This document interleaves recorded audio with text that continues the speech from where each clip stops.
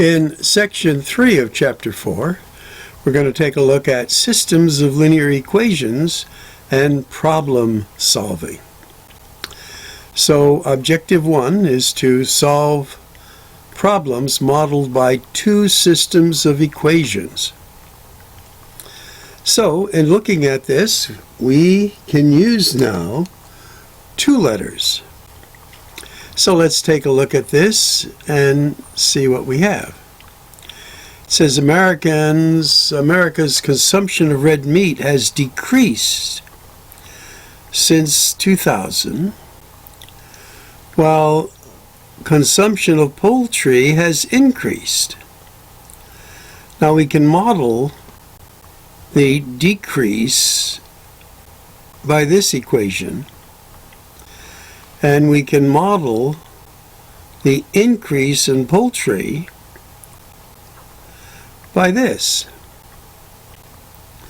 So if we were to put both of these, and they're both in slope-intercept, I don't know if you can notice this is negative slope, so we have something that will go down like so, while this is positive slope, so this will go up, and somewhere in the future they're going to intersect, and we're going to be able to pick out our x value of that intersection, and that's what they want. So let's go to the next page and take a look. So there's the red meat and there's poultry, and you see the trend is going down, and here the blue is going up. So somewhere out there, it sounds like a song from a play there, musical. Okay. So as we continue the work in chapter 2, where we did some word problems, we're modeling a little bit of what's going on here. And these are our equations. Now you might say, how do we solve something like this? So we have, in a sense, a y here, and this is a y. So you could use the technique of y equals y, which makes sense. And one y is this, and the other y is this. So we're going to have this then equal that. And when we solve it for x, and they're showing how it's done here, we end up with x equaling approximately this. Now, what did we say this was? This was years. So if we add to the year 2000, 34 more years,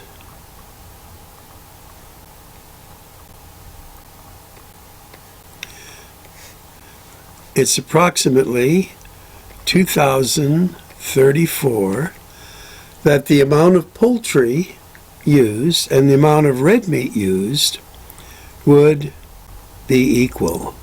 That is, those graphs would intersect. And as we interpret our answer, they list it down below. Another type of example you might have is one like this: finding unknown numbers. It says the first number, which we will call x, is 4 less than a second number. Well, the second number is y, and it's 4 less. So there's one equation. Now, 4 times the first number, 4 times the first number, x, is 6 more than twice the second. So twice the second plus 6. So now you have two equations. The first number is 4 less than the second number, and 4 times the first number is twice the second plus 6. Now, what method would you use to solve this? Well, it looks like, obviously, you're going to use substitution, where x we're saying is this, so you substitute that there. So we get 4 times y minus 4 equals 2y plus 6. So this is 4y minus 16 equals 2y plus 6.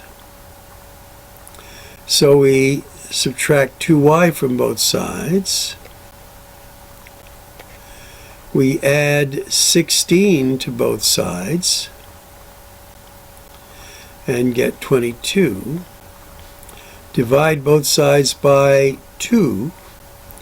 We get y is 11. So if y is 11, 11 minus 4 is 7.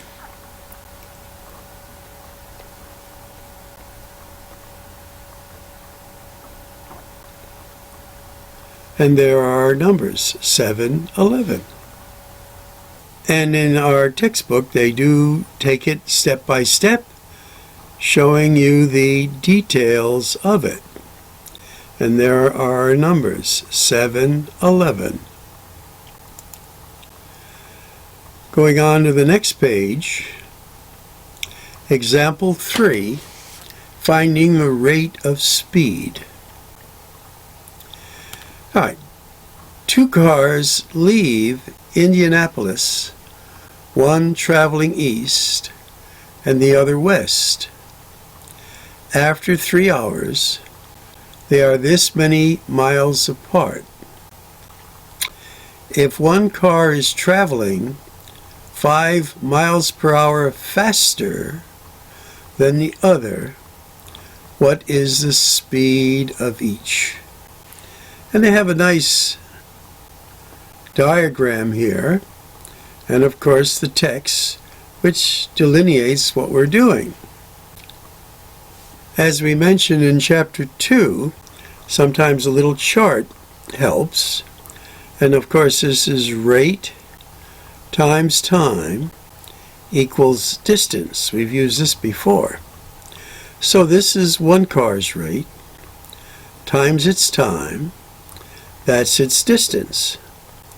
Rate times time is distance. Rate times time is distance. And we know they're going to be a total distance of this. So we have 3x plus 3y. Remember, this is a portion of distance. This is the other portion of distance. And it's going to equal 297. Now, we know the rate of one car is x, and the rate of the other car compared to that, we said was, that should be a y, y plus 5. So, there's our equation. And the obvious one, again, is going to be substitution. We're going to put this where the x is. So let's work that out. So we're substituting the y plus 5 for our x value. We distribute. Get this. Now we're going to combine like terms. 6y equals, because we're going to subtract 15 from both sides, that would be 282. And now we're going to divide both sides by 6. So that gives us y is 47. And if we put the 47 here, 47 plus 5, x will be 52. So we now have the rate of speed of one car and the rate of speed for the other. And how did we do it? Well, we used two variables, use of a chart, defining one equation, defining the other equation, and then through substitution. And they work it out similarly to how we did it, and our answers are 52 and 47. Now, we did mixture problems in Chapter 2 also, so let's read this. But now we can use two variables. Lynn Pike, a pharmacist, needs 70 liters of a 50% solution. She has available a 30% solution and an 80% solution. How many liters of each solution should she mix to obtain 70 of 50? Well, again, since we have two variables, we're going to say we're going to need X of 30 and Y of 80. So here's the amount of 30%. Here's the amount of 80%.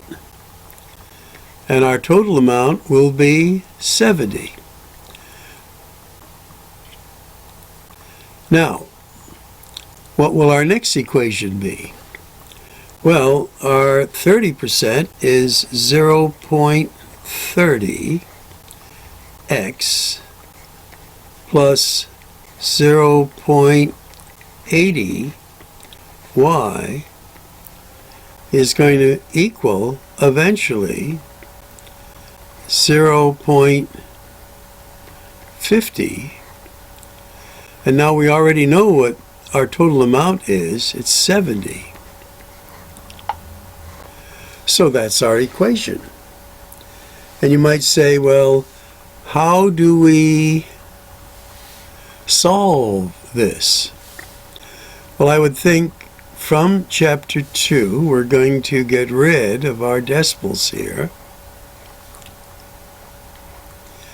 And we could easily use substitution.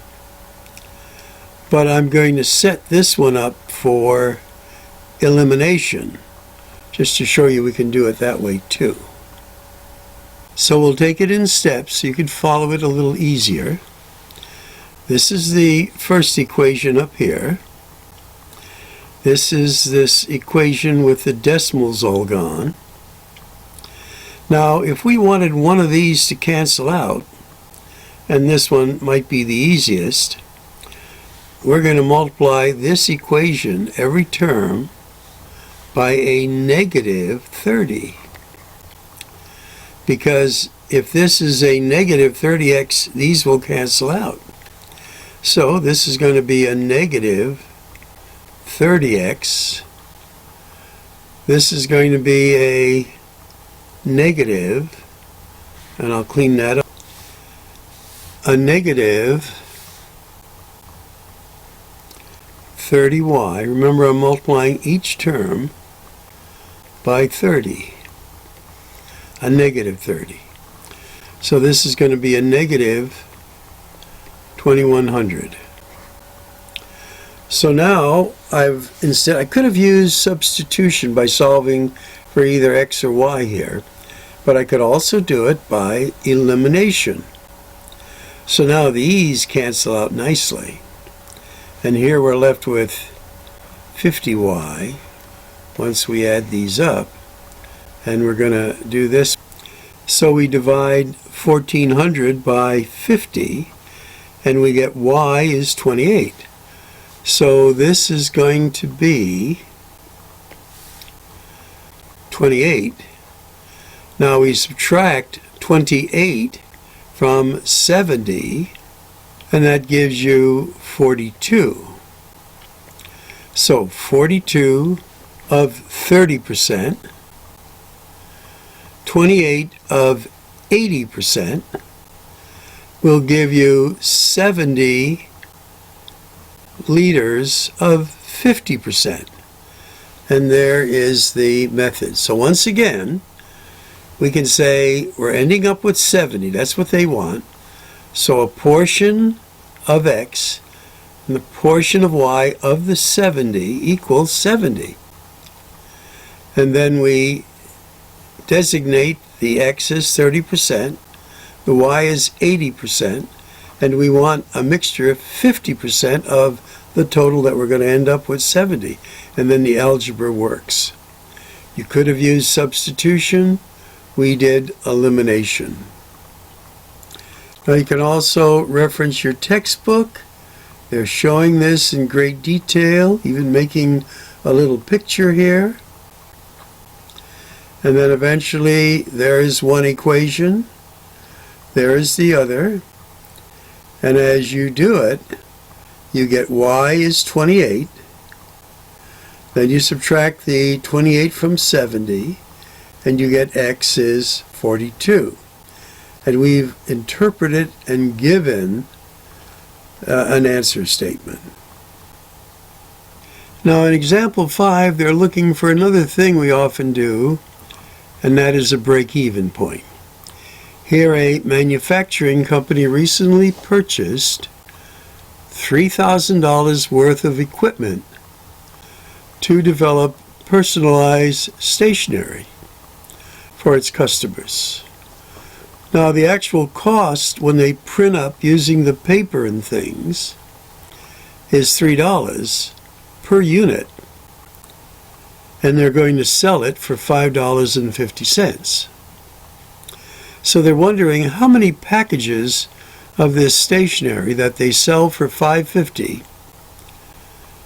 would they have to break even. Now a graph of this, and they'll show you this very shortly here, is one line will be your revenue, the other line will be your cost, and somewhere they're going to intersect. And at this point, that's the break-even point, where they've taken in from the sales enough money to cover their cost. Above it, in here, this is profit. So we use, for this example, function notation. The cost and the revenue. This is what you pay out. This is what you take in. Now it says to produce one packet, it's $3. And we're going to let X be the number of packets you are producing. But you had a capital investment of $3,000. We could put dot there if we wanted to get rid of decimals. We'll leave it like that for now. Now the revenue, when we sell something, each of these packets, we're going to get $5.50 from the sale of this.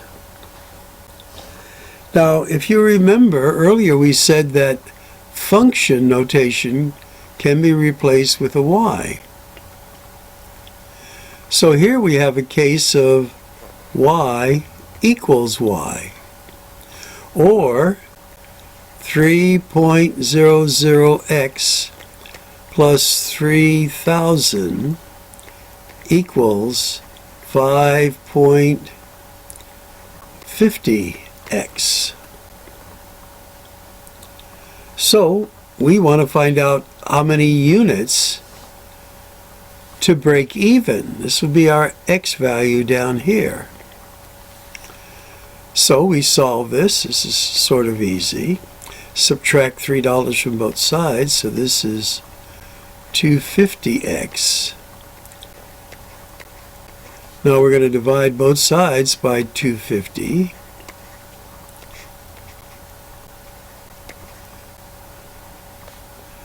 And we get x is 1,200 units.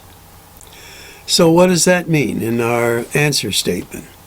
Well, we would have to sell at this price 1,200 units to break even. Now, I'm assuming the company wants to sell much more than this so they can make some profit up here. And your textbook goes through this in great detail, building what we've done. Now, in a sense, this is like a little mini course in economics. And there's a nice graph that they produce. And when we solved it, we got 1,200. That's what this would be, our x value down here. Now, a little aside here is something I'm kind of proud of from my old days. This is what I looked like when I was a high school senior.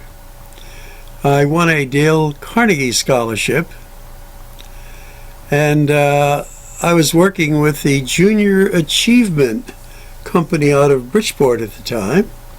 And in this company, they go over what I have just mentioned very briefly, that you produce a product, you sell it, sell shares, get money, invest, manufacture, sale, and then liquidation.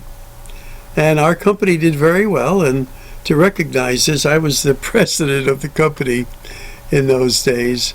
And anyway, I thought I'd pass that along as a little aside.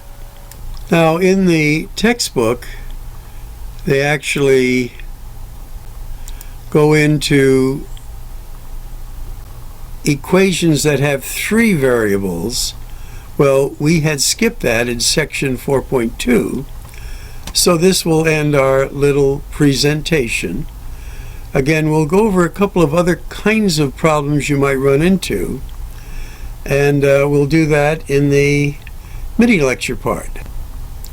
Now, at the end of the section, again, there are many examples.